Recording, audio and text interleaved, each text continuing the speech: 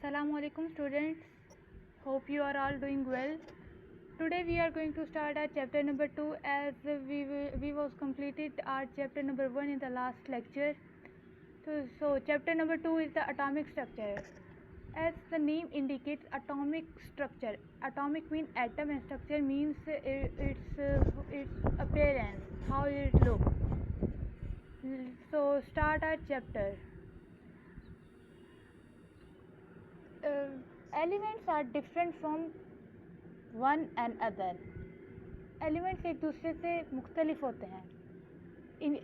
A large number of the elements exist as solid and the very few are present as liquid while the rest exist as gases. वो कहते हैं कि हमारे पास जो ज़्यादा तादाद में एलिमेंट्स है वो हमारे पास सॉलिड है. सबसे ज़्यादा तादाद में हमारे पास सॉलिड है, उसके बाद लिक्विड, और फिर जो बाकी बचते हैं वो हमारे पास गैसेज हैं. क्योंकि पीरियोडिक टेबल में देखें तो कुछ थोड़े बहुत ही गैसेज में आते हैं. All these elements are however made up of atoms. वो कहते हैं कि जो हमारे पास एलिमेंट्स है, तमाम के तमाम एलिमेंट्स वो एटम से मिलकर बने हैं. आगे उसने एक क्वेश्चन पूछा है कि ये एलिमेंट्स एक दूसरे से इतने मुख्तलिफ क्यों होते हैं. जैसे सल्फ़र हमारे पास किस शेप का होता है, नीचे देखें अगर पिक्चर में, तो ये जो येलो कलर का लेफ़्ट साइड पे है ये है सल्फ़र हमारे पास, और ये जो राइट साइड पे हमारे पास ये है गोल्ड. कहते हैं कि सल्फ़र गोल्ड से कितना डिफरेंट है, और फिर गोल्ड जो हमारे पास है वो ब्रोमीन से डिफरेंट है. इसी तरह जो हमारे पास आयरन है वो एक हैवी मेटल है, लेकिन हमारे पास जो एल्यूमिनियम और जिंक है वो लाइट मेटल है. क्यों ऐसे क्यों है, ये डिफरेंट क्यों है एक दूसरे से. और जो हमारे पास मेटल होते हैं वो बहुत से शाइनी से लिटरस से होते हैं, वो शाइन करते हैं, ब्राइट से होते हैं, लेकिन नॉन मेटल हमारे पास डल होते हैं. तो इसका आंसर उसने बताया कि एलिमेंट्स एक दूसरे से इसलिए डिफरेंट होते हैं क्योंकि उनके एटम्स जो होते हैं, उनके एटम की जो चीज़ें होती हैं, कॉन्स्टिट्यूशन होते हैं, वो एक दूसरे से बहुत अलग होती हैं, उनकी प्रॉपर्टीज़ अलग होती हैं, इसलिए एलिमेंट्स एक दूसरे से डिफरेंट होते हैं. तो नेक्स्ट हम अपना टॉपिक स्टार्ट करते हैं, स्ट्रक्चर ऑफ एटम. एटम में हम पढ़ते हैं न्यूक्लियस को पढ़ते हैं, शेल्स को पढ़ते हैं, इलेक्ट्रॉन्स को पढ़ते हैं, और प्रोटॉन, इलेक्ट्रॉन, न्यूट्रॉन और बहुत सारी चीज़ें पढ़ते हैं. हमारे पास एक हमारा फिलोसफर था, ग्रीक फिलोसफर था, डेमोक्रिटस. उसने ये कहा था कि all matter is made up of tiny particles. यानी एटम जो हमारे पास बहुत छोटे पार्टिकल से बना है, इसलिए एटम से छोटी कोई चीज़ नहीं होती. उससे पहले अगर मैं एक बार एलिमेंट्स से वापस आऊँ तो हमारे पास जो एलिमेंट्स हैं पीरियोडिक टेबल में वो हैं 118 एलिमेंट्स, जिनमें से 92 हमारे पास नेचुरली अकरिंग है और रिमेनिंग हमारे पास सिंथेसाइज्ड है, यानी वो आर्टिफिशियल तरीके से बनाए गए हैं. लेकिन वो कहलाएंगे सब के सब एलिमेंट्स, और हर एलिमेंट्स हमारे पास छोटे पार्टिकल एटम से बना हुआ है, और एटम हमारे पास बहुत छोटे पार्टिकल से बना हुआ है. वापस टॉपिक पर आते हैं. तो उसने कहा था कि हमारे पास all the matter is made up of tiny particles. यानी हमारे पास ये मैटर जो है वो बहुत छोटा है, उससे छोटी कोई चीज़ नहीं है. ठीक है. लेकिन आगे साइंटिस्ट ने एक एक्सपेरिमेंट किया था. जो साइंटिस्ट थे उन्होंने फिर ट्राई किया कि एक हम ट्यूब लें, डिस्चार्ज ट्यूब, जिसको उन्होंने वैक्यूम कर दिया था, यानी उसके अंदर से उसमें से हवा निकाल दी थी. उसके अंदर उन्होंने गैस का प्रेशर बहुत रिड्यूस रखा. फिर उन्होंने एक्सपेरिमेंट किया कि उस रिड्यूस गैस में से हम इलेक्ट्रिसिटी को पास करवाएं. उसके नतीजे में क्या हुआ, बल्कि इस एक्सपेरिमेंट का नाम उन्होंने डिस्चार्ज ट्यूब एक्सपेरिमेंट रख दिया था, क्योंकि वो डिस्चार्ज ट्यूब थी, एक डिस्चार्ज ट्यूब यानी कि वैक्यूम थी वो, इसलिए उन्होंने उसका नाम ही डिस्चार्ज ट्यूब एक्सपेरिमेंट रख दिया. उसके बाद उन्होंने ऑब्ज़र्व किया, जब इलेक्ट्रिसिटी पास करवाई तो उन्होंने ऑब्ज़र्व किया कि सिर्फ एटम ही नहीं है इस दुनिया में जो सबसे छोटा है, बल्कि एटम से ज़्यादा और एटम से और भी छोटे पार्टिकल्स हैं जो इस दुनिया में एग्जिस्ट करते हैं. ये बात उन्हें उस एक्सपेरिमेंट से पता लगी जो उन्होंने डिस्चार्ज ट्यूब से की थी. तो atoms are composed of negatively charge particle called electron. उसमें जो एटम्स थे जब वो पास किए, जिनके ऊपर नेगेटिव चार्ज था, जिन एटम से नेगेटिव चार्ज था वो थे इलेक्ट्रॉन्स, और जिन एटम से पॉजिटिव चार्ज था वो थे प्रोटॉन. उन्होंने ये भी देखा कि जो हमारे पास प्रोटॉन है वो 1830 36 टाइम्स हैवियर देन इलेक्ट्रॉन है, यानी है तो दोनों, अगर एक इलेक्ट्रॉन है एक प्रोटॉन है, नंबर में तो वो एक ही हैं, लेकिन जो हमारे पास प्रोटॉन है वो 1836 टाइम इलेक्ट्रॉन से हैवी है। In the discharge of the presence of the negatively charged particles was ascertained because of their direction toward the positive plate in the electric field.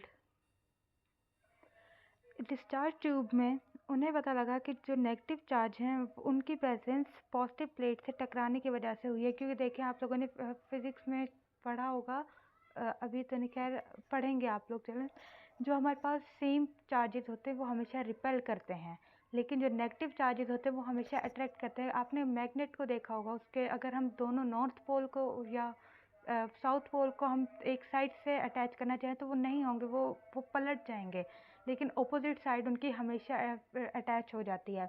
इसी तरह चार्जेस के साथ है कि अगर सेम चार्ज होंगे तो वो रिपेल करेंगे, और अगर ऑपोजिट चार्जेस होंगे तो हमेशा अट्रैक्ट करेंगे।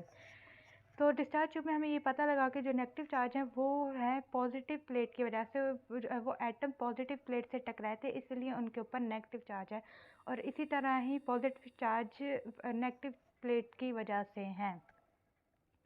ये था हमारे पास स्ट्रक्चर ऑफ एटम। उसके बाद हम आते हैं डिस्कवरी ऑफ इलेक्ट्रॉन।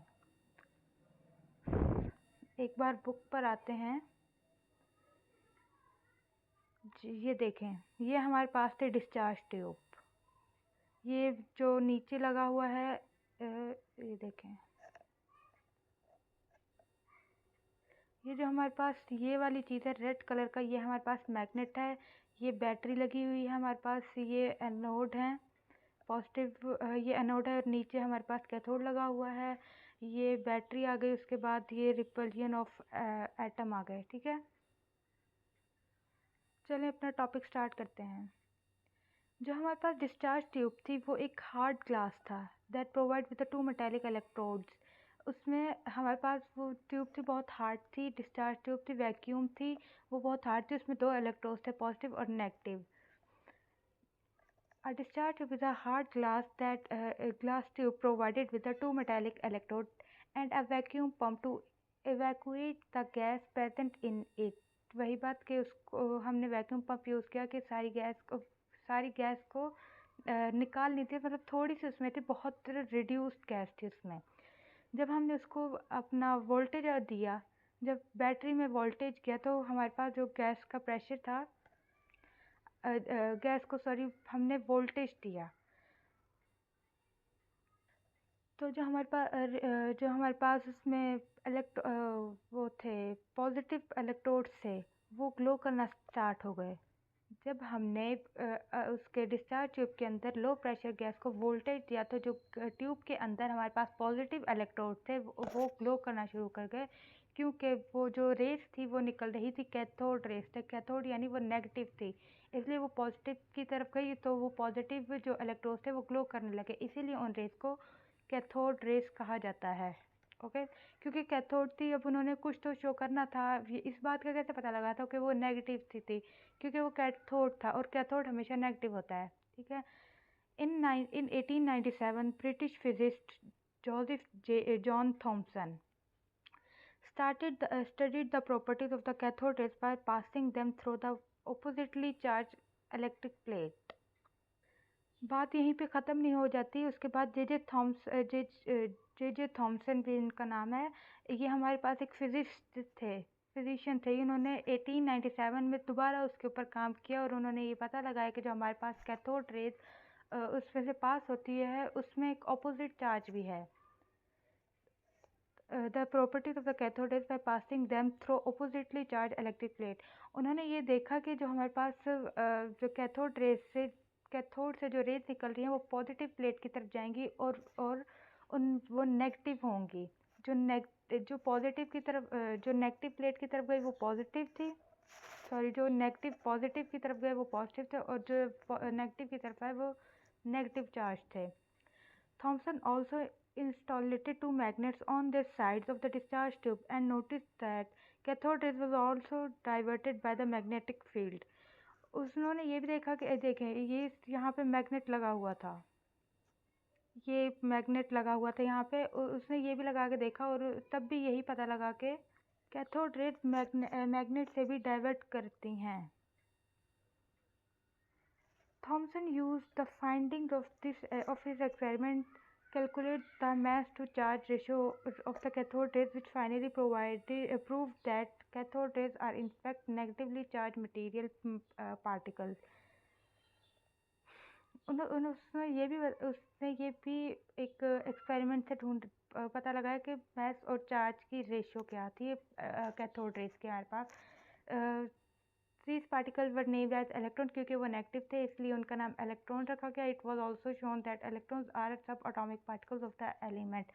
क्योंकि देखें, कहा था कि एटम से छोटा कुछ नहीं होता, लेकिन जब एक्सपेरिमेंट हुआ तो हमें पता लगा कि एटम से छोटे पार्टिकल्स भी हैं, जो हैं इलेक्ट्रॉन, प्रोटॉन और न्यूट्रॉन्स, इसलिए उनको सब अटोमिक कहा गया। इलेक्ट्रॉन हमारे पास सब अटोमिक है, प्रोटॉन भी सब अटोमिक है और न्यूट्रॉन भी सब अटोमिक है, क्योंकि वो एटम से ही निकले थे, इसलिए इनको सब अटोमिक पार्टिकल्स भी कहा जाता है।